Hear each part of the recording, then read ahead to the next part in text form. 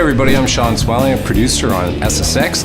My areas of the game are presentation, campaign, and characters. So the characters SSX aren't necessarily changing, they're being evolved and updated to match the new challenges that are going to be in this game. A lot of new adventures for the characters, and a lot of that's going to be around the gear and what they're wearing. I'm going to show you where we were in the past with the characters and where we're going now. We have SSX Tricky, 3, On Tour, and Blur, and here's the lineup of the characters. And as you can see, they've all gone through their different variations, from wearing t-shirts on the mountain to crazy kind of clothes and afros and the whole bit. Now I'm going to hand you off to Ron, who's going to talk about Elise Riggs, one of my favorite characters, and explain the process we go through to take her from where she was into what she's going to be in this new game. I'm Ron Bignell, art director on this franchise, and I'm just going to take one of the characters here, run you through sort of a process in terms of how we're evolving our characters. It's about staying true to the franchise and bringing the SSX IP characters of the old and bringing them into the SSX of the future. And there's a flavor that's going on here, which is more about believable gear, believable wardrobe, to enable the characters to exist and do their best in this more of a rough, natural world. Over here, just a few small images from SSX, SSX Tricky, SSX 3, On Tour, and Blur.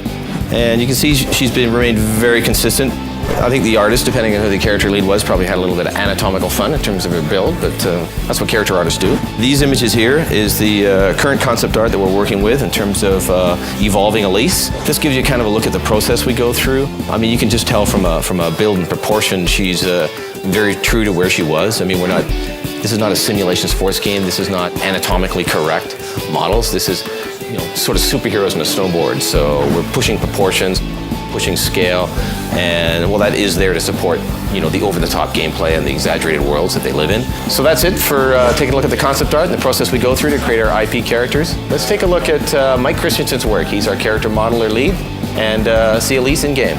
All right, so I'm going to go through a few quick steps on how she was created. The first step is getting the concept, and then from the concept really getting a sense of proportion and scale of the character.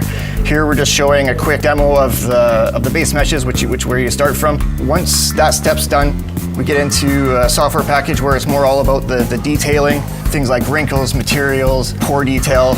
Once all the high resolution details are done, what we do is we bake them down to textures and then apply that to the game mesh.